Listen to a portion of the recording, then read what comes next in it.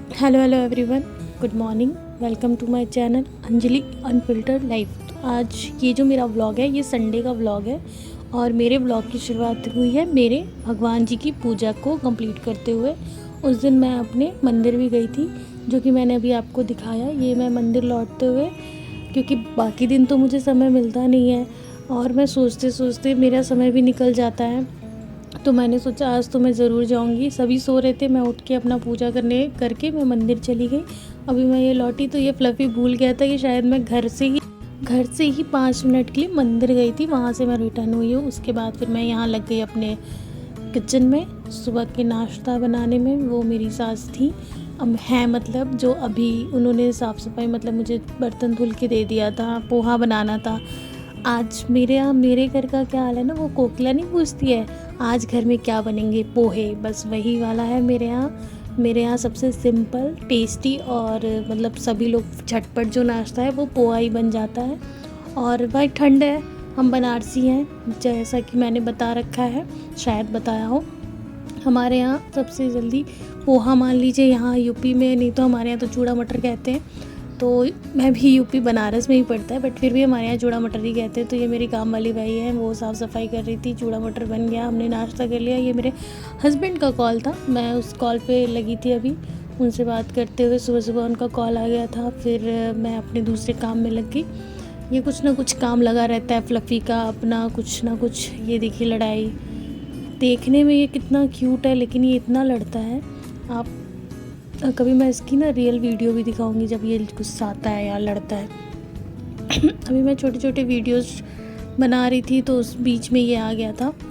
और मेरा यही रूटीन रहता है, संडे को तो मुझे और खालीपन लगता है। ऑफिस में तो मेरा फिर भी 9 to 6 का टाइम निकल जाता है, जब मैं मेरा मंडे टू सैटरडे रहता है। बट संडे तो मैं बस किसी तरह अपना सोकर जाग कर यहाँ वहाँ घूम कर, बस यही है ना कि एक काम काम एक ही काम, हर रोज़ एक ही ज़िंदगी, एक जैसा काम, एक ही जैसी सब कुछ चीज़ें। और फिर भी मैं ये नहीं कहती हूँ मेरी लाइफ बोरिंग है, मैं अपनी लाइफ को इंटरेस्टिंग बनाना चाहती हूँ। मेरा मेन मोटो ही मेरा व्लॉगिंग करने का ये रीज़न है कि मैं खुद की लाइफ को इंटरेस्टिंग बनाऊँ, लोग मेरी वीडियोस देखें और जो मुझसे रिलेट करते हैं वो मेरी वीडियोस देखें, मेरी वीडियो को लाइक करें। जो मुझसे रिलेट करते हैं वो मुझे कमेंट्स करें, शेयर करें मेरी वीडियोस को। तो मुझे कहीं ना कहीं ये फील होगा कि मैं अकेली नहीं हूँ, बहुत से लोग हैं जो मुझसे रिलेट करते हैं। यहाँ मैं अपना दोपहर का लंच बना रही थी और मैंने सोचा था ये मैं पूरा शूट करके आपको दिखाऊंगी जो मैंने बिरयानी जैसा बनाया था। बट कुछ हो गया था, मतलब कुछ हो गया क्या, मेरे घर से फ़ोन, ससुर जी का फ़ोन आया था तो मैं उस कॉल पे लग गई थी, तो मैंने शूट नहीं कर पाई मैं। और ये मैंने चटनी भी बना ली थी और अब खाना पीना निकलेगा। और ये देखिए फ्लफ़ी है, मैं हूँ, सास है अभी तो घर पे और देवर हैं। अभी मेरे ससुर भी घर पे नहीं है और हस्बैंड तो मान लीजिए कि सॉरी 9 महीने के लिए बाहर ही है। ये मेरी सास धनिया साफ़ करके उसे साफ़ करके रख रही थी। ये बन गया मेरा बिरयानी, कह लीजिए पुलाव बन गया, सब कुछ बन गया था, सबका खाना पीना निकल रहा था। और अब हम खाना खाएंगे। ये मैं अपने लिए खाना मैंने निकाल लिया। अकेले लाइफ हमें बहुत, जब हमें किसी की आदत हो जाती है, उस लाइफ की आदत हो जाती है तो खुद बहुत मुश्किल होती है हर चीज़। लेकिन हमें उस तरीके से उस मुश्किल से निकलना ज़रूरी होता है। वो हमें कैसे निकलना है ये हमारे पे डिपेंड करता है कि हम डिप्रेस होकर निकले या खुद को सेल्फ मोटिवेट और सेल्फ ग्रोथ करके निकले, तो ये हम पे डिपेंड करता है। तो मैं अपनी लाइफ को कुछ इसी तरह से बिता रही हूँ कि मुझे ये चीज़ नहीं सोचनी है। ऐसी भी मेरी लाइफ में और भी कॉम्प्लिकेशंस है जो कि मैं अब इतना टेंशन लेना और इतना डीमोटिवेट होकर नहीं रहना चाहती हूँ। तो मैं इसीलिए, मेरा मेन पर्पस यही था कि मैं खुद को इंगेज रखूँ। जॉब करने का भी मेरा मेन रीज़न है, सभी लोग सोचते हैं, पूछते हैं, जो भी मेरे इर्द गिर्द हैं, क्योंकि अभी तो मेरा चैनल इतना मोनेटाइज़ क्या इतना वायरल नहीं हुआ, इतने लोग नहीं हैं जो पूछेंगे। बट हाँ, बाकी लोग पूछते हैं कि जॉब क्यों करती हूँ। मेरा जॉब करने का ये रीज़न है कि मैं खुद को इंगेज रखना चाहती हूँ।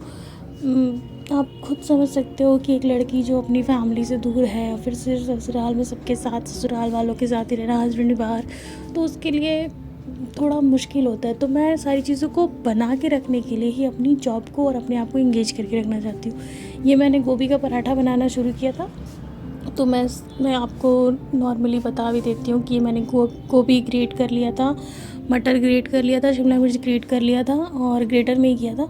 और मैं उसमें अजवाइन, हींग, सरसों, काली राई, इन सब चीज़ों का छौंक लगा के उसको छौंक लिया था, हल्का हल्दी नमक वगैरह डाल के इसका मैंने स्टफिंग तैयार कर लिया था।